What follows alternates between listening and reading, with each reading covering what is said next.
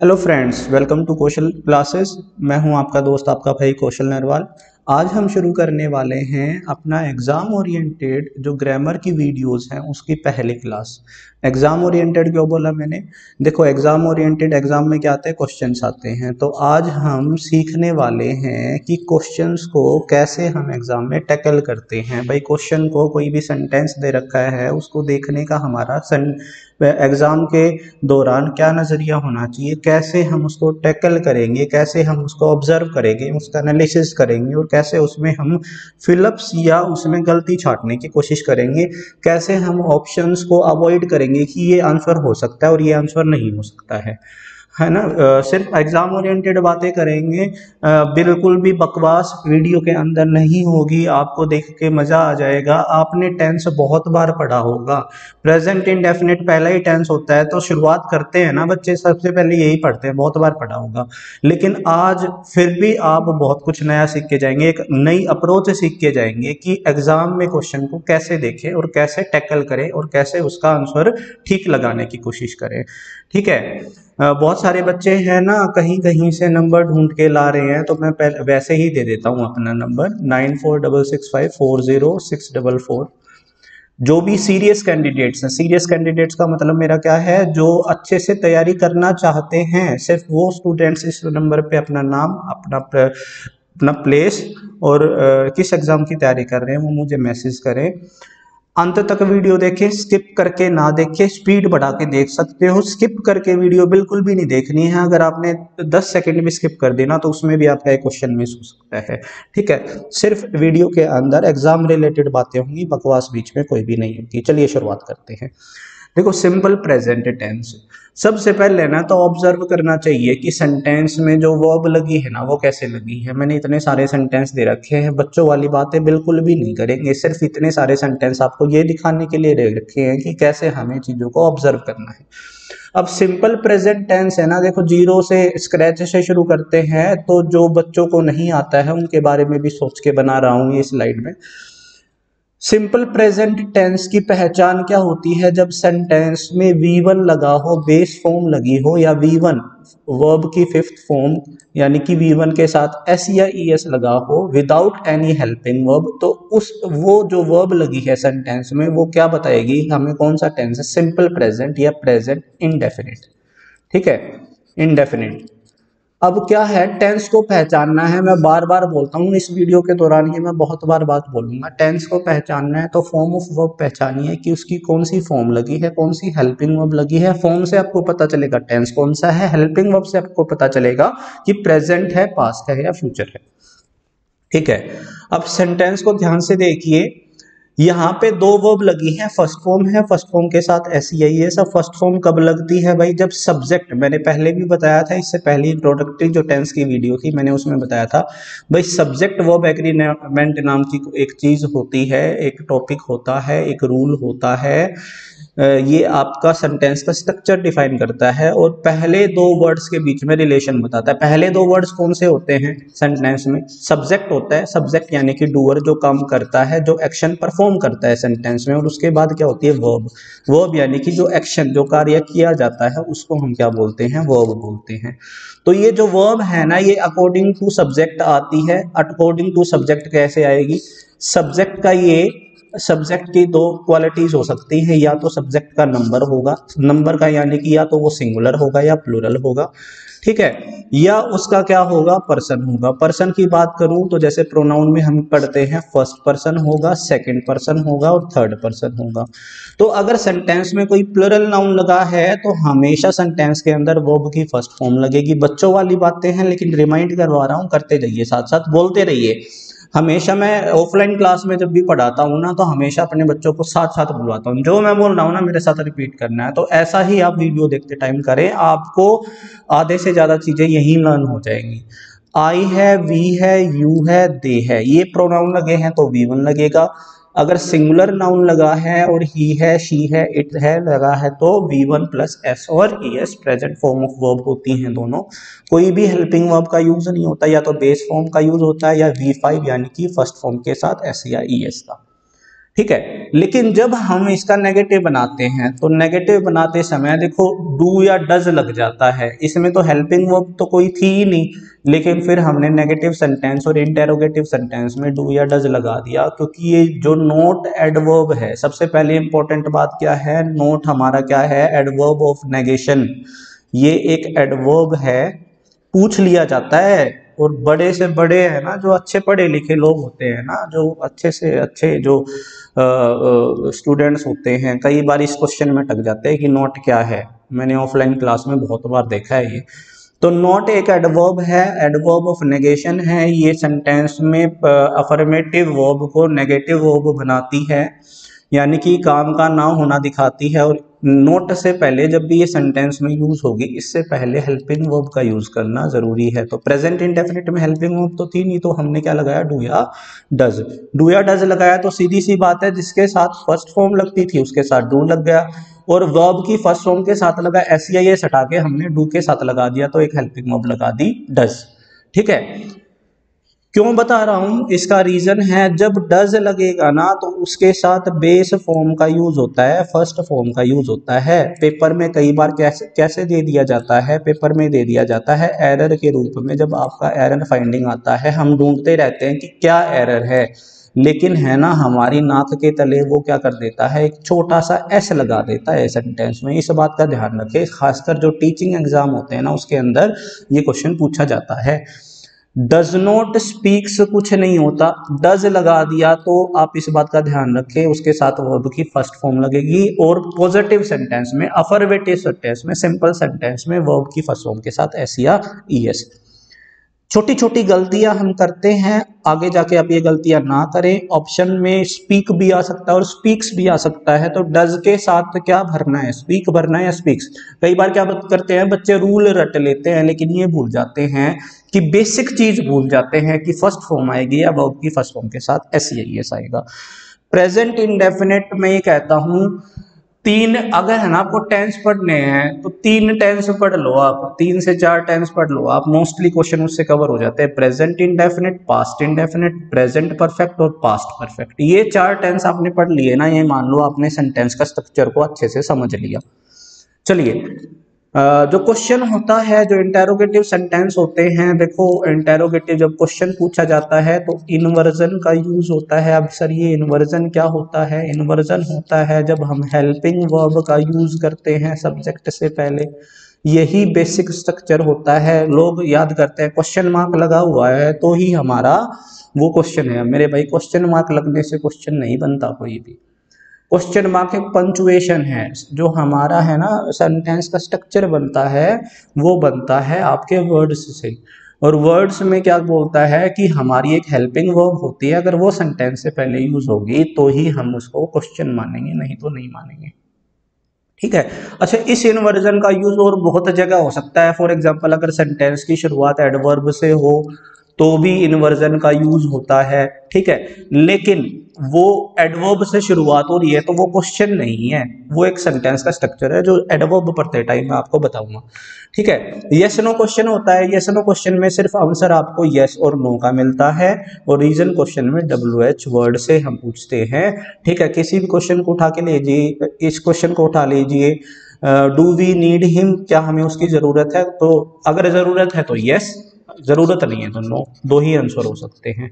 और WH question में क्या है, WH क्वेश्चन में हमें क्या बताता है, वो रीजन बताता है, एक्सप्लेनेशन बताता है। WH वर्ड्स का यूज करता है, वाई, हुम, व्हाट, हाउ, व्हेन, वेयर, ये सभी है ना डिफरेंट काइंड्स ऑफ सिचुएशन में यूज होते हैं। अच्छा, ये बच्चों वाली बातें है ना, सिर्फ मैं इस सिंपल प्रेजेंट टेंस में यूज कर रहा हूँ, आगे जाके मैं इस तरीके की कोई भी बात, कोई भी सेंटेंस एनालिसिस नहीं करने वाला हूँ।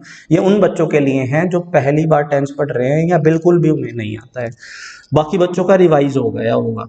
ठीक है, अब बात करते हैं सिंपल प्रेजेंट टेंस को कहाँ यूज करना है सेंटेंस में। जब हमारा सेंटेंस में क्वेश्चन आ जाता है, पेपर में क्वेश्चन आ जाता है, तो कब कब हमें प्रेजेंट इंडेफिनिट टेंस का यूज करना है। देखो, प्रेजेंट इंडेफिनिट टेंस का यूज करने का मतलब क्या है, अगर सेंटेंस में हमें प्रेजेंट इंडेफिनिट टेंस यूज करना है तो किस वर्ब का यूज करना है, वर्ब की फर्स्ट फॉर्म या उसके साथ एस या ईएस। अगर यूनिवर्सल ट्रूथ है, प्रोवर्ब्स हैं, परमानेंट एक्शन है और मैथमेटिकल कैलकुलेशंस है। देखो, ये सारे के सारे यूनिवर्सल ट्रूथ ही होते हैं, या दूसरे शब्दों में कहूँ परमानेंट ट्रूथ ही होते हैं, जो मैंने आपके सामने लिख रखे हैं। ठीक है, आपने बहुत बार ये पढ़ा होगा, लेकिन इसका रीजन समझिए क्यों लगता है। देखो, जो परमानेंट एक्शन होता है ना, वो इर्रिस्पेक्ट ऑफ टाइम होता है, इर्रिस्पेक्ट टू टाइम होता है। ठीक है, वो टाइम बाउंड नहीं होता। टाइम बाउंड ना होने का मतलब क्या है, वो परमानेंट है, ऐसा ही रहेगा, और पहले भी ऐसा था, अब भी ऐसा है, आगे जाके भी रहेगा। प्रेजेंट पास्ट फ्यूचर का उस पर टाइम का कोई असर नहीं पड़ता है। फॉर एग्जाम्पल, अगर भाई सन जो है वो ईस्ट से राइज होता है, तो ईस्ट से ही राइज होगा, कभी भी ना तो फ्यूचर में जाके वेस्ट से राइज होगा, ना नॉर्थ से राइज होगा, ना साउथ से राइज होगा। ये परमानेंट एक्शन है, इसको हम यूनिवर्सल ट्रुथ बोलते हैं। आप डेफिनेशन समझ गए होंगे। यूनिवर्सल ट्रुथ जो दुनिया के किसी भी टाइम पॉइंट पे या किसी भी प्लेस पॉइंट पे ट्रू रहता है, उसको यूनिवर्सल ट्रुथ बोलते हैं। जैसे कि फॉर एग्जांपल, जो वाटर है ना, वो उसका जो बॉइलिंग पॉइंट है ना, वो 100 डिग्री सेल्सियस ही रहेगा। Water boils at 100 degree Celsius. तो ऐसे एक्शंस जो इर्रिस्पेक्टिव टू टाइम होते हैं, टाइम से रिलेटेड नहीं होते हैं, टाइम बाउंड से बाहर होते हैं, उनको यूनिवर्सल ट्रुथ बोलते हैं। अब क्वेश्चन कैसे पूछा जाएगा? अब तीन तरीके से क्वेश्चन पूछा जाता है, इस बात को ध्यान रखना। यही सबसे इंपॉर्टेंट जो अभी बता रहा हूं, concept how to solve question and type of questions जो आपके ग्रामर से रिलेटेड पूछे जा सकते हैं। पहला क्वेश्चन पूछा जाएगा एरर से रिलेटेड, एरर फाइंडिंग। एक सेंटेंस दे दिया जाएगा आपको, उसके 3 पार्ट कर दिए जाएंगे, आपसे पूछेगा इस सेंटेंस में कोई गलती है क्या। अगर गलती नहीं है तो भाई 4th ऑप्शन लगा दो, नो एरर। अगर गलती है तो किस पार्ट में गलती है। सबसे ज्यादा मुश्किल ग्रामर में मैं मान के चलता हूं कि यही वाला क्वेश्चन होता है, क्योंकि हमें आइडिया नहीं होता कि किस वर्ड में गलती हो सकती है। बेसिकली किसी वर्ड में या फ्रेज में ही गलती होगी। ठीक है, कोई वर्ड गलत यूज कर लेगा सेंटेंस में, जैसे ऑफ प्रेपोजिशन लगानी थी, टू लगा दी, गलती हो गई। बहुत सारी चीजें याद करनी पड़ती है, बहुत ज्यादा प्रैक्टिस करनी पड़ती है, तब जाके ये क्वेश्चन सोल्व होता है। दूसरा होता है फिलअप्स, जो आपके पेपर में सबसे ज्यादा पूछे जाएंगे।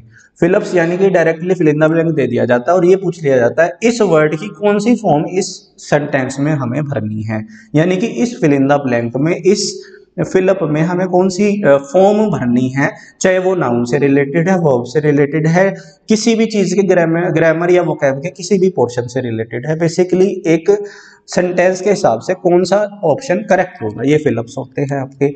फिर आपका आ जाता है इम्प्रूवमेंट। इम्प्रूवमेंट एरर जैसा ही है, लेकिन है ना, वो इम्प्रूवमेंट का मतलब क्या है, वो पहले ही बता देता है कि या तो ये वाला जो वर्ड का यूसेज है, जो हम इसको यूज कर रहे हैं, ये गलत है, या ये ठीक है तो नो इम्प्रूवमेंट लगा दो, गलत है तो इसको इम्प्रूव करके लिख लो। ठीक है, ये एरर से इजी होता है, क्योंकि हमें पता होता है कि किस वर्ड में गलती हमें छाटनी है और किस वर्ड में गलती नहीं छाटनी है।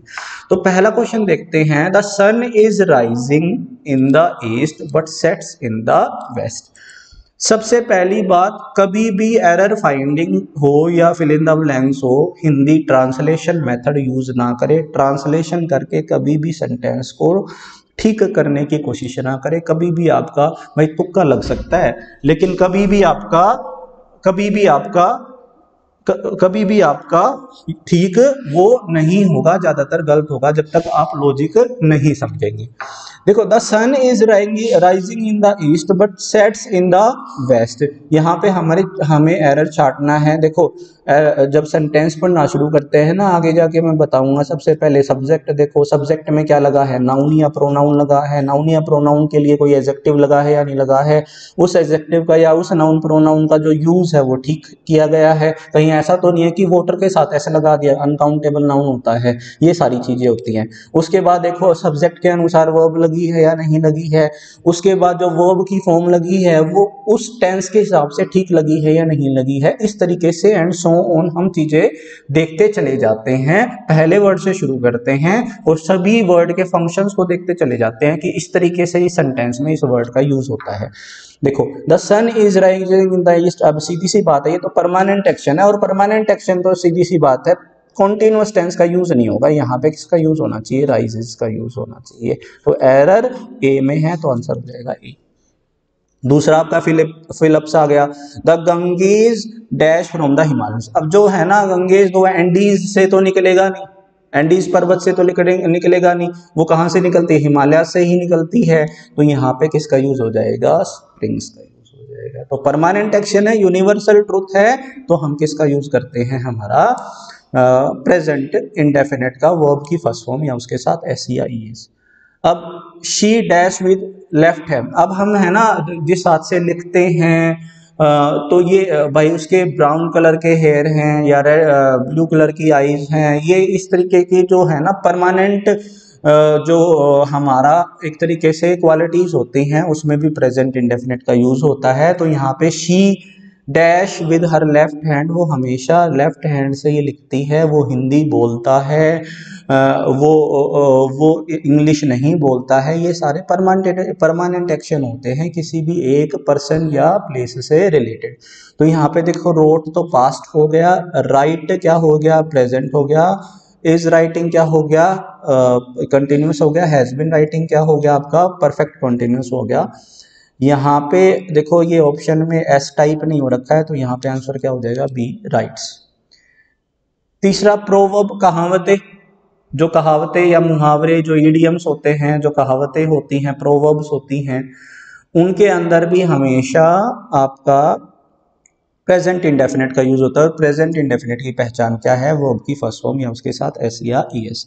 N empty vessel will sound much, जो है ना वो कहते हैं ना तोता चना बाजे है ना, उसका ये इंग्लिश वर्जन है। तो यहाँ पे प्रेजेंट इंडेफिनिट का यूज होगा, विल साउंड कभी भी यूज नहीं होगा, यहाँ पे किसका यूज होगा, साउंड्स का। अब आगे आ जाता है मैथमेटिकल कैलकुलेशन। अच्छा, मैथमेटिकल कैलकुलेशन में तो एक बहुत अच्छा कंसेप्ट है, मैं आपको बताऊंगा अभी। एक बार ये मैं इंक हटा देता हूँ सारी। पहले का आंसर क्या है मैं लिख देता हूँ दोबारा से। पहले का आंसर क्या है, इज राइजिंग नहीं आएगा, यहाँ पे क्या आएगा, राइजेस। ठीक है, उसके बाद क्या आएगा, स्प्रिंग्स आएगा, राइट्स आएगा, साउंड्स आएगा। ठीक है, 2 and 3 5, 2 and 3 6। अरे मेक का यूज करना है, एक बार दे दिया सब्जेक्ट में 2 and 3 जो मिलके क्या बनाता है 5, और एक बार दे दिया 2 and 3 जो मिलके क्या बनाता है 6। अब देखो 2 और 3 मिलके 5 कब बनाएगा, जब मैं 2 and 3 को क्या कर दूंगा, ऐड कर दूंगा, तो ये क्या बना देगा 5। और 2 और 3 6 का बनाएगा जब मैं इसको मल्टीप्लाई कर दूंगा। सीधी सी बात है, यहाँ पे कौन सा प्रोसेस हो रहा है, एडिशन। ठीक है, और यहाँ पे कौन सा प्रोसेस हो रहा है, मल्टीप्लीकेशन। ठीक है, ये किसी बुक में नहीं मिलते और ये पेपर में आते हैं भाई, बहुत बार आया है ये 2 and 3 वाला, तो मेरे खुद के एग्जाम में आया हुआ है।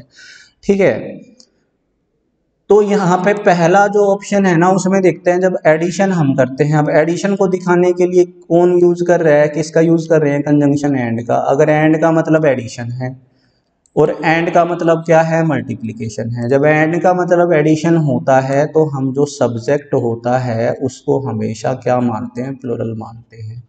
ठीक है, अलग अलग चीज़ों को सम अप करने के लिए, एडअप करने के लिए हम एंड का यूज करते हैं। और जब एंड का मतलब टाइम्स होता है, यानी कि जब हम क्या करते हैं, मल्टीप्लाई करते हैं, तो सब्जेक्ट जो होता है उसको हम क्या मानते हैं, सिंगुलर मानते हैं। इस बात का ध्यान रखना। तो सिंपल सी बात है, जब एंड का मतलब एडिशन है तो उसके साथ हम जो वर्ब लगाएंगे वो फर्स्ट फॉर्म लगाएंगे, प्लूरल फॉर्म ऑफ वर्ब लगाएंगे। और जब टाइम्स मतलब होगा, उसका मतलब मल्टीप्लिकेशन होगा, तो उसके साथ सिंगुलर वर्ब लगाएंगे। सिंगुलर वर्ब कौन सी होती है, फर्स्ट फॉर्म के साथ एस।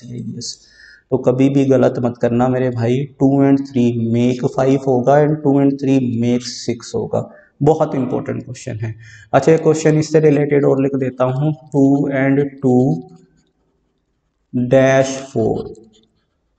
अब ऐसे क्वेश्चन HSSC पक्का देता है, ऐसे क्वेश्चन देता है तो इसके दोनों आंसर हो सकते हैं, मेक और मेक्स, क्योंकि मल्टीप्लिकेशन भी है और एडिशन भी है, दोनों का आंसर सेम है, तो दोनों ठीक हैं। कभी भी ये दोनों आंसर हो सकते हैं, एक गलत नहीं माना जा सकता। प्रेफरेंस देना कि मेक लगा के आओ, मेक्स ना लगा के आओ। आगे चलते हैं, इंपॉर्टेंट प्रोवर्ब्स। ठीक है, ये इंपॉर्टेंट प्रोवर्ब्स हैं, ये प्रीवियस ईयर हैं 2012 से लेकर और 2021 तक जितने भी एग्जाम्स हुए हैं। ठीक है, बुक आती है प्रीवियस ईयर किरण पब्लिकेशन की। अगर आपको ग्रामर की प्रैक्टिस करनी है या आपको वोकैब की प्रैक्टिस करनी है तो सबसे अच्छी बुक मान के चलता हूं मैं, किरण पब्लिकेशन की आप ले लो। उसके अंदर आती है आपके प्रीवियस ईयर क्वेश्चंस 2012 से लेके 2021 तक। कभी भी नए क्वेश्चंस नहीं बनते, क्वेश्चंस हमेशा रिपीट होते हैं। एचएसएससी एसएससी के क्वेश्चन कॉपी कर लेती है, एसएससी यूपीएससी के क्वेश्चन कॉपी कर लेता है, ऐसे ही कॉपी करके क्वेश्चंस बनते हैं। नया क्वेश्चन बनाना बहुत मुश्किल होता है, बहुत कंसेप्ट लगता है और बहुत टाइम लगता है। इतना टाइम किसी भी बोर्ड के पास नहीं होता, कॉपी पेस्ट करते हैं और एग्जाम में दे देते हैं। इसलिए इसलिए कट ऑफ ज्यादा जाने लग गई है, क्योंकि बार बार क्वेश्चंस रिपीट होते हैं, पैटर्न रिपीट होता है। तभी तो हम आपको पढ़ा पाते हैं कि किस तरह का क्वेश्चन आएगा, क्योंकि क्वेश्चन रिपीट होता है। ठीक है, ये वो सारी हैं जो भाई छाट रखी हैं, बहुत मेहनत लगती है इसमें। मैंने अपनी बुक के लिए छाटा था, ये बुक में दूंगा मैं, ये बुक आएगी नहीं उसमें दूंगा। तो ये बुक के बहुत इंपॉर्टेंट प्रोवर्ब्स हैं जो ज़्यादातर आती हैं। All is well that ends well, my favourite one is God's mill grinds slow but sure. जो है ना, भगवान देता तो है, फल तो मिलता है देरी से सही, लेकिन भगवान देता फल जरूर है। ठीक है, इंतजार का फल मीठा, तो ये मेरी फेवरेट है। और सभी प्रोवर्ब्स में आप देख सकते हैं, चेक कर सकते हैं किसका यूज हुआ है, प्रेजेंट इंडेफिनिट का यूज हुआ है। अच्छा, एग्जाम फेवरेट कौन सी हैं, जैसे time and tide, wait for none. ठीक है, uneasy lies the head that wears the crown, ये है ना शेक्सपियर की लाइन है, शेक्सपियर ने बोली है, ये अपने किसी प्ले में बोली है। कौन सी प्ले में बोला है, शायद मैकबेथ में बोला हो, याद नहीं आ रहा मुझे, लेकिन ये शेक्सपियर की लाइन है। ठीक है, ये बहुत बार पूछी जाती है एग्जाम में। चलिए, अब सिंपल प्रेजेंट का यूज होता है हैबिचुअल एक्शन में, रेगुलर एक्शन में और इरेगुलर एक्शन में। अब लोग क्या करते हैं ना, आपको पढ़ा देते हैं हैबिट आ जाए प्रेजेंट की, या भाई रेगुलर एक्शन आ जाए या इरेगुलर एक्शन आ जाए तो प्रेजेंट इंडेफिनिट लगा दो, काम खत्म, दो एग्जाम्पल करवाए, चलो आगे। अरे भाई, उनको ये तो समझाओ कि कैसे पहचानेंगे उसको, कैसे हम उसको टैकल करेंगे, कैसे हम उसको बताएंगे कि ये हैबिट है। अब उसको बताने के लिए क्या, कैसे कैसे देखा जाता है। देखो मेरे भाई, एक वर्ड सुना होगा आपने, एडवर्ब। ठीक है, ये जो एडवर्ब होती है ना, ये बेसिकली क्वालिफाई करती है किसको, वर्ब को। क्वालिफाई करने का मतलब क्या है, वर्ब की विशेषता बताती है, वर्ब की क्वालिटी बताती है कि एक्शन जो हुआ है, जो कार्य हुआ है, वो किस तरीके से हुआ है। अब क्वालिफाई करती है, किस तरीके से क्वालिफाई करेगी, या तो उसकी फ्रीक्वेंसी बताएगी, भाई कितनी बार हुआ है, या उसका मैनर बताएगी, ठीक है, कि किस तरीके से हुआ है, या उसका टाइम बताएगी, भाई कब हुआ है। ये आप जाके एडवर्ब की क्लास में मैं आपको सारी बताऊंगा कि एडवर्ब कितने तरह की होती है। फॉर एग्जांपल सो ऑन, बहुत सारे टाइप होते हैं। ठीक है, सो ऑन। ठीक है, अब एग्जांपल दे देता हूं इसको कैसे बताती है। ही वर्क्स हार्ड, ठीक है, ही always works, he is working now, he has worked well so far। ठीक है, he worked yesterday। ठीक है, मैंने आपके सामने बहुत सारे एग्जाम्पल लिख लिए, जगह नहीं है, इतनी एग्जाम्पल और लिख सकता हूं मैं आपके सामने। यहाँ पे देखो, मैंने है ना एक वर्ब ली है, वर्क।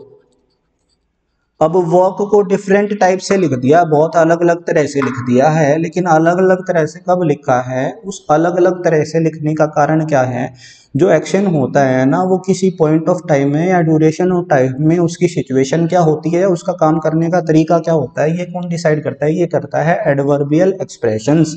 जितने भी एडवर्बियल एक्सप्रेशंस होते हैं, जितने भी एडवर्ब्स होते हैं, जितने भी एडवर्ब्स होते हैं, उन सभी एडवर्ब्स का क्या काम होता है, वो एक्शन को मॉडिफाई करते हैं, वर्ब को मॉडिफाई करते हैं, किस तरीके से काम हुआ है। जैसे कि ही वर्क्स हार्ड, उसका मैनर क्या है काम करने का, कि वो कैसे काम करता है, बड़ी मेहनत करता है भाई। ही ऑलवेज वर्क्स, वो हमेशा काम ही करता रहता है, ये उसकी फ्रीक्वेंसी बता दी। ऑफन लगा दिया, ऑलवेज लगा दिया, फ्रीक्वेंटली लगा दिया, ये वर्ड क्या बताते हैं, फ्रीक्वेंसी बताते हैं। ही इज वर्किंग नाउ, ये जो नाउ एडवर्ब है ना, वो ये बता रही है कि अब इस पॉइंट ऑफ टाइम पे काम है वो जारी है, तो इस नाउ की वजह से यहाँ पे कॉन्टिन्यूअस टेंस लग गया। He has worked well so far, so far क्या बता दिया कि इस पॉइंट ऑफ टाइम तक उसने बहुत अच्छा काम किया है। कंप्लीट एक्शन को बताता है कि काम कंप्लीट है या इनकम्प्लीट है। तो काम इनकम्प्लीट है या कंप्लीट है, तो उसमें किस टेंस का यूज हो जाता है, परफेक्ट टेंस का। ठीक है।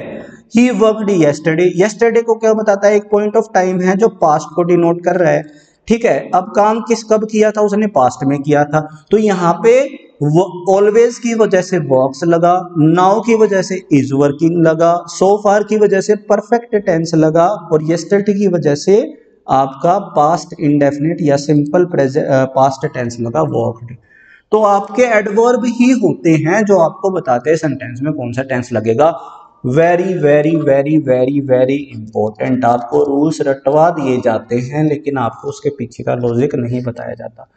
आप एडवर्ब को देखिए, एडवर्ब को पहचानिए, एडवर्ब किस तरह का है और क्या एक्शन करवाना चाहता है। अगर एडवर्ब और एक्शन की फॉर्म ऑफ वर्ब सेम नहीं है, सेम जोन में नहीं है, सेम फेज पे नहीं है, सेम प्लेन पे नहीं है, एक जैसी नहीं है, काम अभी कंटिन्यूटी का दिखाना है, वर्ब दे रखी है सिंपल वाली या परफेक्ट वाली, ठीक है, तो गलत हो जाए।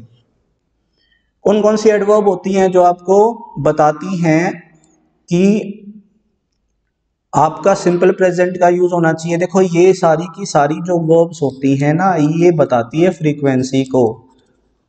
ठीक है, फ्रीक्वेंसी को बताती है कि फ्रीक्वेंसी क्या है किसी भी एक्शन की, कि कितनी बार होता है। और जब हमारा फ्रीक्वेंसी होता है ना, कितनी बार काम हुआ है, और किसी टाइम रिलेटेड वर्ड का यूज नहीं होता है। ऐसा नहीं बताया जाता कि ये फ्रीक्वेंसी पास्ट की है या फ्यूचर की है।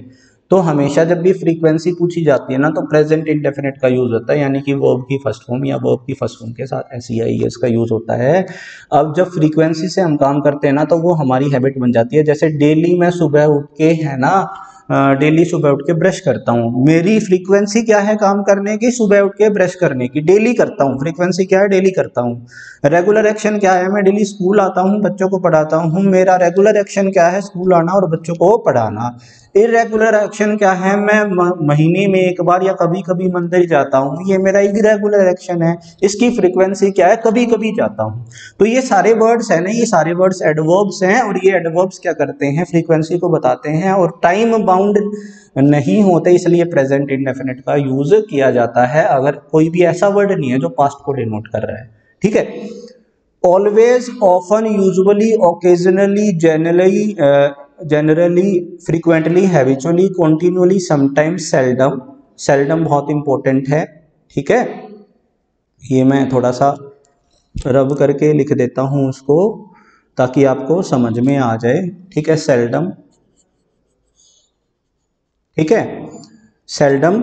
और उसके बाद every hour, every day, every month, every morning, once a week, once twice a week, भाई हफ्ते में एक बार, दिन में 2 बार, भाई दिन में 2 बार खाना खाता हूँ, हफ्ते में 5 बार मंदिर जाता हूँ, भाई रिजल्ट आने वाला है या एग्ज़ाम होने वाला है। ठीक है, तो ये सारी चीज़ें किसके अंदर आती है, आपकी habitual action, regular action, irregular action. सिर्फ है ना ये लिखने से ये क्वेश्चन नहीं हो जाता कि हैबिट के साथ आपका सिंपल प्रेजेंट लगा दो, उसको समझना जरूरी है। अब क्वेश्चन हो गया आपका, they have come here once a week but she comes here every day. अब देखो यहाँ पे एरर दे रखा है आपको, एरर कैसे पूछ लिया, they have come here once a week. अब वंस अ वीक क्या है, फ्रीक्वेंसी है। ठीक है, अब फ्रीक्वेंसी है यानी कि रेगुलर एक्शन होगा, हैबिट होगा या इरेगुलर एक्शन होगा। यहाँ पे क्या लगा दिया, प्रेजेंट लगा दिया। यहाँ भी क्या लगा रखा है, प्रेजेंट लगा रखा है। ठीक है, देखो क्वेश्चन को कैसे करते हैं, ध्यान देना। हैव कम लगा दिया, ये तो प्रेजेंट परफेक्ट है। ठीक है, अब ये प्रेजेंट इंडेफिनेट है, इंडेफिनेट क्योंकि एवरीडे लगाया तो प्रेजेंट इंडेफिनेट ठीक है, बिल्कुल ठीक है, ये तो वर्ब बिल्कुल ठीक है, लेकिन ये वर्ब जो है ना ये गलत है। यहाँ पे प्रेजेंट परफेक्ट का यूज नहीं होगा क्योंकि वंस अ वीक फ्रीक्वेंसी है, ये रेगुलर एक्शन या हैबिट को दिखाता है, तो यहाँ पे किसका यूज होगा, कम का। I always land him a hand and he dash that. अब यहाँ पे ऑलवेज का यूज हुआ है, ऑलवेज का यूज हुआ है तो रेगुलर एक्शन है, रेगुलर एक्शन है तो सीधी सी बात है लैंड का यूज हुआ है, लैंड का यूज हुआ है तो वर्ब की फर्स्ट फॉर्म है, प्रेजेंट इंडेफिनिट है। और अगर दो एक्शंस या दो क्लोजेस को एंड से जोड़ दिया जाता है तो एंड ऐसी कंजंक्शन है जो अपने से पहले और बाद में सेम वर्ब का यूज करती है। छोटी छोटी बातें हैं लेकिन मोटी मोटी बातें हैं जो आपके पेपर में आपको वर्ब को ठीक करने में हेल्प करेगी या फिलअप करने में हेल्प करेगी। एंड ऐसी वर्ब है, ऐसी चीज है जो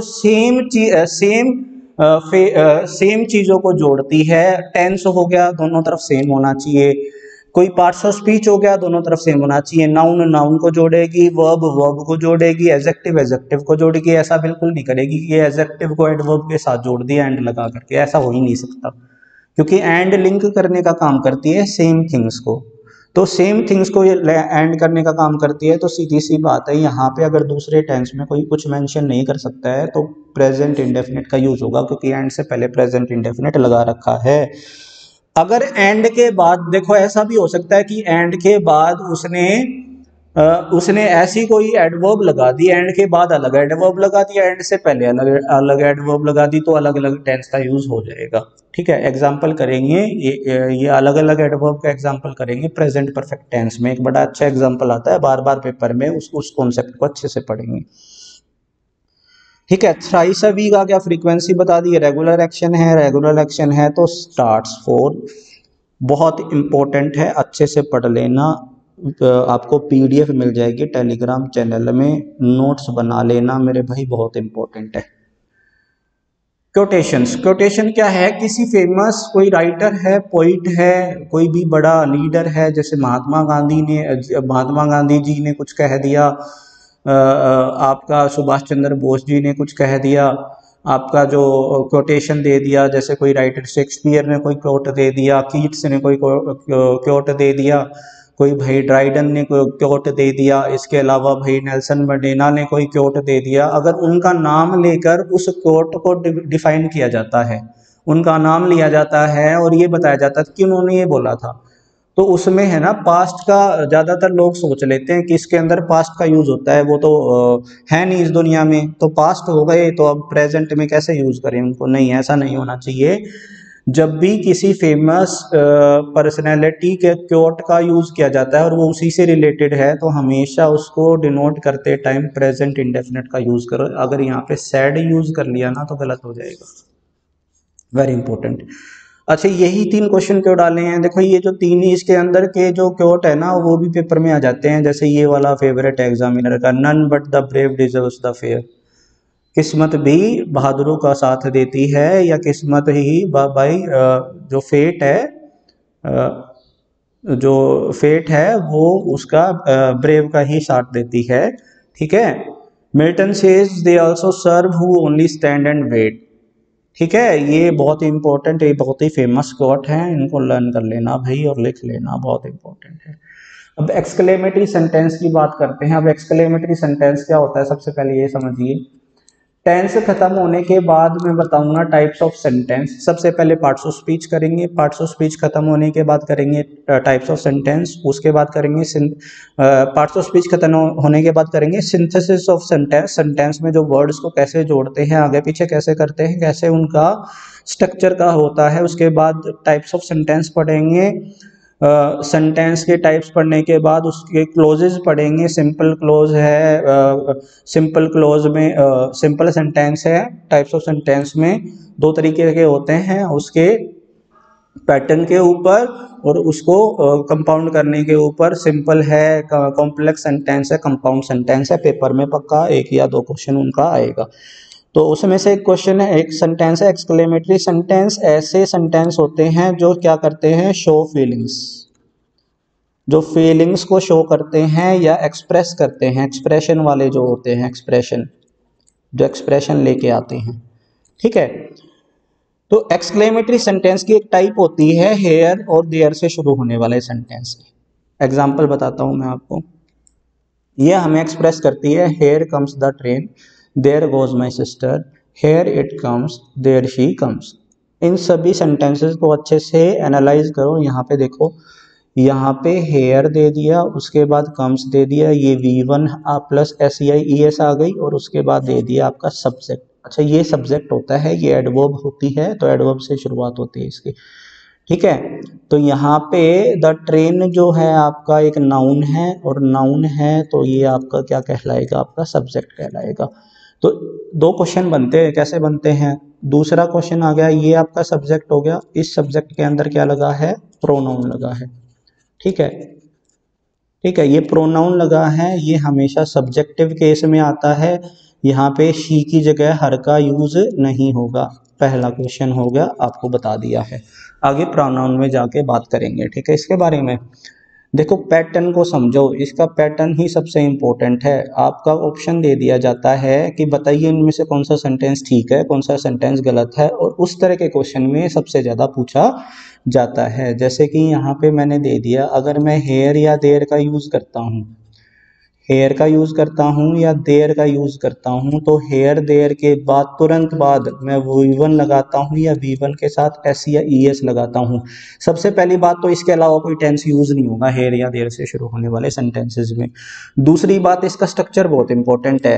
हेयर देयर से शुरुआत कर दी, V1 या V1 प्लस S या ES लगा दिया, उसके बाद सब्जेक्ट के रूप में अगर मुझे क्या लगाना है, नाउन लगाना है, फिर हमारा साइन ऑफ एक्सक्लेमेशन आ गया, ठीक है। एंडिंग इससे होती है, फुल स्टॉप का यूज नहीं होता, इस बात का ध्यान रखना। जैसे कि यहाँ पे दे रखा है हेयर कम्स द ट्रेन, ये जो वर्ब का जो है ना नंबर है, ये किसके अनुसार होता है, सब्जेक्ट के अनुसार, नाउन के अनुसार। अगर प्लूरल लिखा होगा तो ऐसे आ जाएगा, देखो, देयर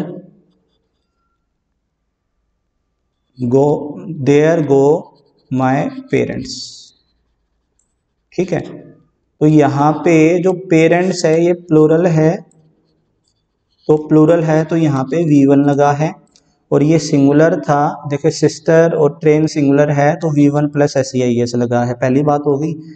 अब दूसरा स्ट्रक्चर क्या कहता है कि अगर सेंटेंस की शुरुआत हेयर से हो या देयर से हो, तो उसके बाद हमेशा किसका यूज़ किया जाता है, प्रोनाउन का यूज़ किया जाता है, और उसके बाद लगता है V1 प्लस S और ES, और फिर साइन ऑफ एक्सक्लेमेशन। प्रोनाउन अगर हेयर, दे, शाउट, ये हमारा हो गया एक सेंटेंस। देखो यहाँ पे शाउट लगा है तो V1 लगा है, यहाँ पे शी लगा था तो कम्स लगा है, ठीक है। दोनों में डिफरेंस क्या है, अगर हेयर या देयर वाले सेंटेंस में नाउन आया तो जो वर्ब है ना वो नाउन से पहले लगती है, और अगर प्रोनाउन आया तो वर्ब जो है वो प्रोनाउन के बाद लगती है। बहुत बहुत बहुत बहुत बहुत इंपॉर्टेंट है मेरे भाई, नोट डाउन कर लो, 100% पेपर में आ सकता है, ठीक है। कौन कौन से क्वेश्चन आ सकते हैं पेपर में, एडवर्बियल फॉर्म बता दी। एडवर्बियल फॉर्म तो हम हर टेंस में पढ़ेंगे कि कौन सी एडवर्ब है जिससे हम इस टेंस को पहचान सकते हैं। जैसे हमने आज पढ़ लिया every day, every morning, often, usually, occasionally, seldom, ये सारे किसको बताते हैं, प्रेजेंट इंडेफिनिट को बताते हैं। अब पास्ट इंडेफिनिट में हम पढ़ेंगे यस्टरडे हो गया, लास्ट हो गया, अगो हो गया, ऐसी एडवर्ब होती हैं जो पास्ट को बताती हैं। कॉन्टिन्यूअस में अलग पढ़ेंगे, परफेक्ट में अलग पढ़ेंगे, तो एडवर्ब्स तो याद करनी ही करनी है आपको। नेक्स्ट क्वेश्चन देखो, ये जो क्वेश्चन है ना, लास्ट क्वेश्चन, सबसे इंपॉर्टेंट क्वेश्चन प्रेजेंट इंडेफिनिट का। सबसे पहली बात करूँ ना तो ये क्वेश्चन आपका किसका है, क्लोजेस का है। मैं आपको एक कंडीशनल सेंटेंस बताऊंगा, कंडीशनल सेंटेंस,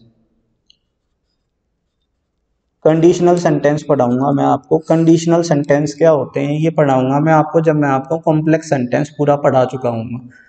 कॉम्प्लेक्स सेंटेंस पढ़ाने के बाद मैं आपको कंडीशनल सेंटेंस पढ़ाऊंगा, और हो सकता है टेंस के तुरंत बाद भी पढ़ा दूं क्योंकि मोस्ट इंपॉर्टेंट टॉपिक है, ठीक है, most important topic. Conditional sentences क्या होते हैं, कंडीशनल सेंटेंसेस ऐसे सेंटेंसेस होते हैं जिसमें फ्यूचर का यूज किया जाता है। ये फ्यूचर वाले सेंटेंस की बात करता हूं मैं, ठीक है। अगर देखो यहाँ से पहले पढ़ लेते हैं इसको, ये मैंने हिंदी में डाला है ताकि है ना सभी स्टूडेंट्स, चाहे वो हिंदी मीडियम से या इंग्लिश मीडियम से, लेकिन इंग्लिश की तैयारी कर रहे हैं वो समझ पाए।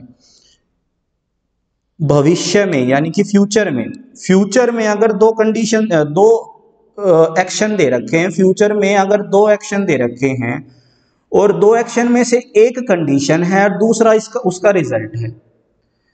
फ्यूचर में दो एक्शन दे रखे हैं, फ्यूचर में दो एक्शन होने वाले हैं, एक तो कंडीशन है, अगर पहले वाला काम हुआ तो ही दूसरे वाला काम होगा। फॉर एग्जांपल अगर मैं कल वीडियो प्रिपेयर करूंगा या बनाऊंगा, अगर मैं कल वीडियो शूट करूंगा तो ही यूट्यूब चैनल पे आपके सामने लेकर आ सकता हूँ, यूट्यूब चैनल पे डालूंगा तो ही मैं उसको क्या करूंगा, अपलोड करूंगा। अगर मैं शूट ही नहीं करूंगा तो अपलोड कैसे करूंगा? तो कंडीशन क्या है शूट करने की? इफ आई शूट, अगर मैं शूट करूंगा तो ही अपलोड करूंगा।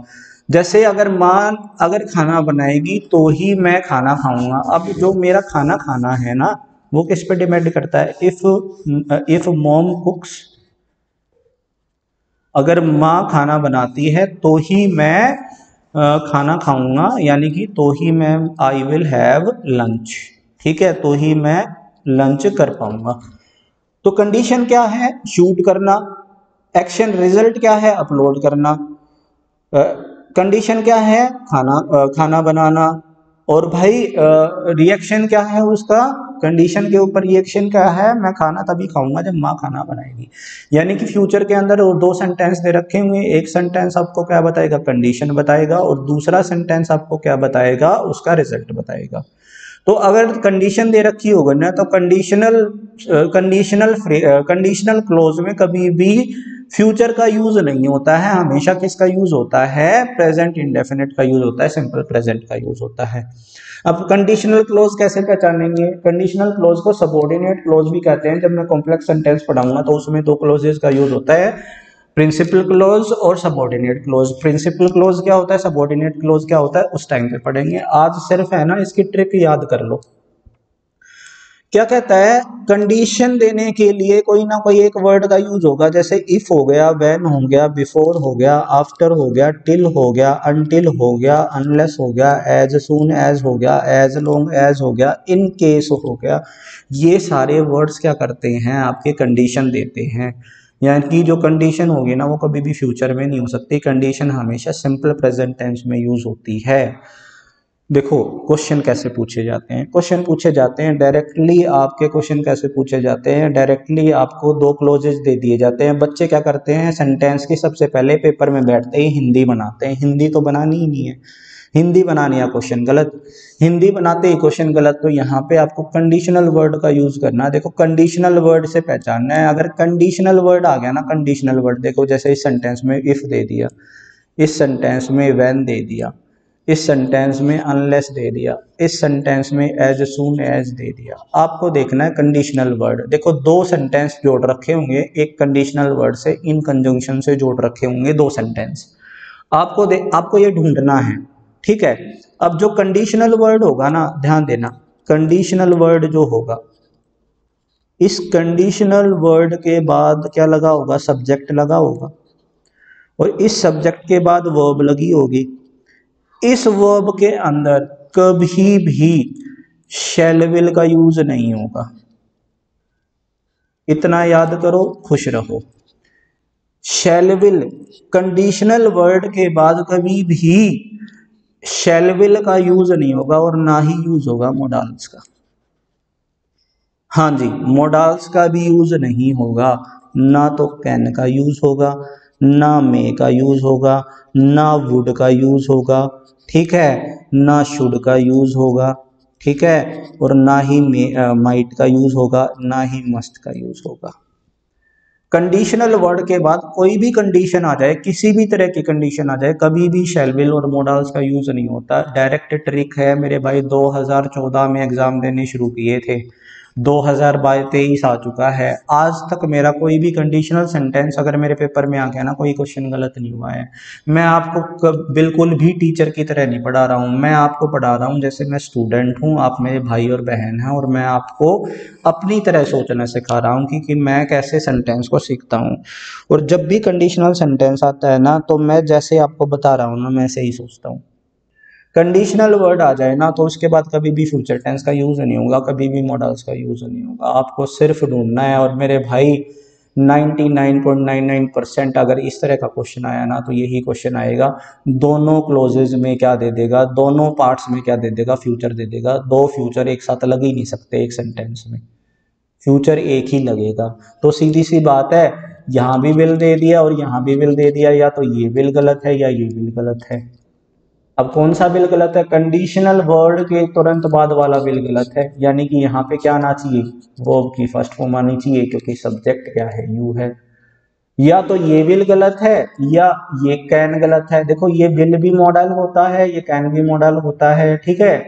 तो ये बिल गलत है या कैन गलत है, तो कौन सा गलत है? व्हेन के बाद वाला जो कंडीशनल सेंटेंस है उसके अंदर कभी भी मॉडल का या हमारा शैल विल का यूज नहीं होता। अब ये जो अनलेस है ना, अनलेस, ये अनलेस कंडीशनल वर्ड है, इसके बाद कभी विल का यूज नहीं हुआ। यू लगा है तो वर्ब की फर्स्ट फॉर्म लगेगी, सिंगुलर सब्जेक्ट लगा है तो वर्ब की फर्स्ट फॉर्म के साथ एस या ई एस लगेगा। अब यहाँ पे देखो, ये विल लगा है और ये रीच्ड लगा है। अब ये तो पास्ट हो गया और ये फ्यूचर हो गया। अब ये भाई पास्ट और फ्यूचर की बात आ गई, तो ना पास्ट के साथ तो फ्यूचर कभी भी नहीं लगता। तो एज सून एज आया है, फ्यूचर कंडीशनल वर्ड है, तो रीच्ड का यूज नहीं होगा, यहाँ पे किसका यूज होगा, रीचेज का।